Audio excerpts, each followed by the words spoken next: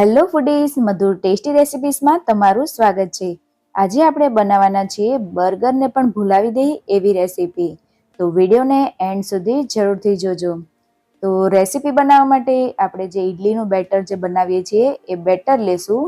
આ બેટરમાં તમે 3 વાટકી જેટલા ચોખા ને 1 વાટકી મેં અડદની દાળ લીધી છે અને પૌવા નાખીને પીસી લીધું હતું. બસ એ જ રીતે આપણે જે રીતે ઇડલીનું બેટર બનાવીએ છીએ બસ એ જ ઇડલીનું આ બેટર છે. એમાં થોડું તેલ, મીઠું અને આદુ મરચાંની પેસ્ટ એડ કરીને બધું બરાબર મિક્સ કરી લેવાનું છે. આ જો રેસીપી છે જે બર્ગર બન એ તમે બાળકોને લંચ બોક્સમાં પણ આપી શકો છો, અથવા તો હમણાં શ્રાવણ માસ આવે છે ને તો તમે શ્રાવણ માસમાં જો રાતે એકટાણા કરતા હોય ને તો એકટાણામાં પણ ખાઈ શકો છો. હવે આ બંને સ્પોન્જી અને સોફ્ટ બનાવવા માટે 1 ચમચી જેટલો આપણે અહીંયા સાદો ઈનો લેવાનો છે. 1 ચમચી જેટલો ઈનો એડ કરી અને ઈનોને એક્ટિવેટ કરવા માટે એમાં ઉપર થોડું પાણી એડ કરશું, જેથી કરીને આપણું બેટર પણ ઢીલું થઈ જાય અને ઈનો પણ એક્ટિવેટ થઈ જાય. હવે બન બનાવવા માટે મેં અહીંયા નાની એક સરખી વાટકી લીધી છે, ગોળ લેવાની છે વાટકી, જેથી કરીને ડિમોલ્ડ થઈ જાય. તો અડધી વાટકી જેટલું આપણે એમાં બેટર એડ કરીને જે રીતે આપણે ઈદડા મૂકીએ છીએ ને એ જ રીતે ઈદડાને જેમ આ બનને પણ કૂક કરવા માટે મૂકી દેવાના છે. 10-15 મિનિટ જેટલું ટાઈમમાં જ આ બન બનીને રેડી થઈ જાય છે. તો પાણી પણ મારું અહીંયા ઉકળી ગયું છે, તો બનને બાફવા માટે રાખી દઉં છું. હવે શાકભાજીમાં મેં લીધા છે કેપ્સિકમ અને ટમેટા. હવે ધોઈ કોરા કરીને કેપ્સિકમ ટમેટાને આપણે ઝીણા ઝીણા સમારી લેવાના છે. અને બન પણ આપણા રેડી થઈ ગયા છે, એને પણ બહાર કાઢી લેશું. જો ચેક કરવાથી ચાકુ આપણું કોરું જ આવ્યું છે તો બધા બંને બહાર કાઢી અને એને ઠંડા થવા દેશું, પછી જ એને ડિમોલ્ડ કરવાનું છે. હવે બન વચ્ચે મસાલો નાખવા માટે આપણે એક મસાલો રેડી કરવાના છીએ. તો એક પેનમાં આપણે 1 ચમચી જેટલું બટર લેવાનું છે. બટર થોડું મેલ્ટ થઈ જાય ને એટલે 1 ટેબલ સ્પૂન જેટલું તેલ એડ કરશું. તેમાં કાશ્મીરી મરચું એડ કરવાનું છે અને થોડો એવો પાઉંભાજીનો મસાલો એડ કરવાનો છે. અને તરત જ આપણે જે કેપ્સિકમ અને ટમેટા એડ કરીને રાખ્યા છે ને એ એડ કરી દેવાના છે. અને કેપ્સિકમ ટમેટા પ્રમાણે સ્વાદ અનુસાર જેટલું મીઠું એડ કરશું અને બધું બરાબર મિક્સ કરી લેવાનું છે.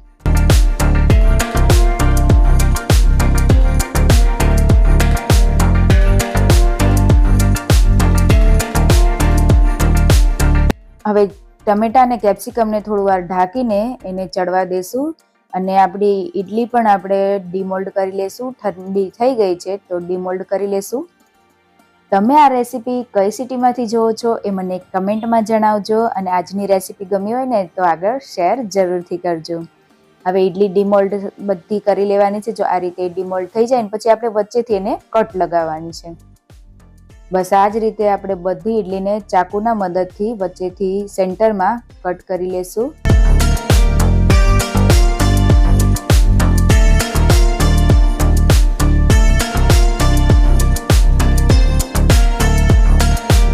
ઈડલી પણ બધી આપણે વચ્ચેથી કટ થઈ ગઈ છે. અને આપણે જે વચ્ચે નાખવા માટે મસાલો રેડી કર્યો હતો એ પણ રેડી થઈ ગયો છે. તો ગેસની ફ્લેમ આપણે બંધ કરી દેશું અને મસાલો બન માટેનો રેડી થઈ ગયો છે.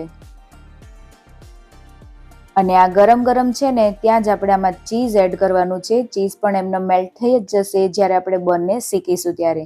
ગેસ મેં અહીંયા બંધ કરી દીધો છે અને થોડું એવું આપણે એમાં ચીઝ એડ કરશું. ચીઝને છીણી લેવાનું છે અને ચીઝ એડ કર્યા પછી એને બરાબર મિક્સ કરી લેવાનું છે. એ એમનેમ જ મેલ્ટ થઈ જશે ગરમ ગરમમાં. અને આ ચીઝના લીધે જ આપણું આ જે બર્ગર બન છે ને એને 4 ચાંદ લાગી જાય છે. તો ચીઝ અને ધાણા બિલકુલ પણ એડ કરવાનું ભૂલતા નહીં. એક ખાસ મેઇન ઇન્ગ્રેડિયન્ટ છે આ રેસીપીનું.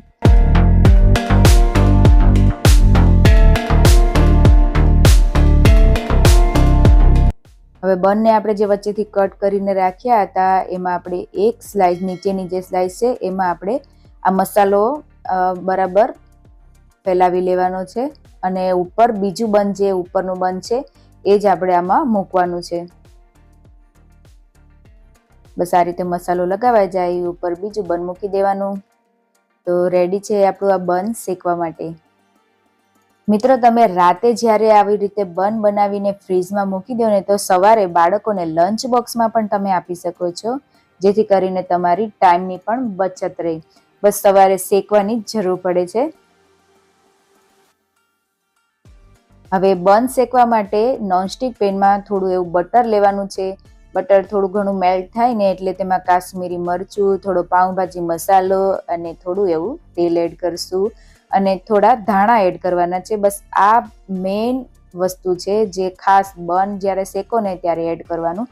તમે એમનેમ પણ બન શેકીને ખાઈ શકો છો. ક્રિસ્પી થોડા એ થાય ને ત્યાં સુધી શેકવાનું છે, પણ આનો ટેસ્ટ સારો આવે છે. તો તમે આ રીતે જ બંને શેકજો. બંને બાજુ થોડા ક્રિસ્પી થાય ને ત્યાં સુધી આપણે બંને શેકી લેવાના છે.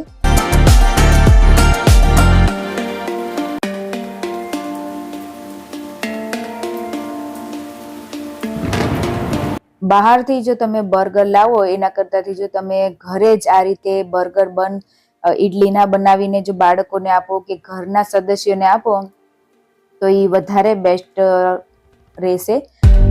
આ રેસીપી મેં અવારનવાર ઘરે બનાવતી જ હોઉં છું, પણ મને થયું કે આજે આ રેસીપી તમારી સાથે શેર કરું.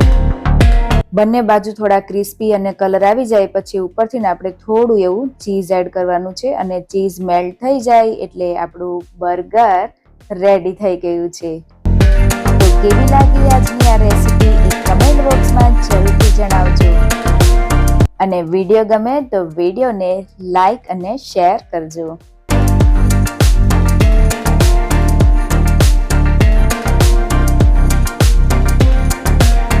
ફરી મળીશું એક નવી રેસીપી સાથે. ત્યાં સુધી હેપી રહો, હેલ્ધી રહો. જય હિન્દ, જય સ્વામિનારાયણ.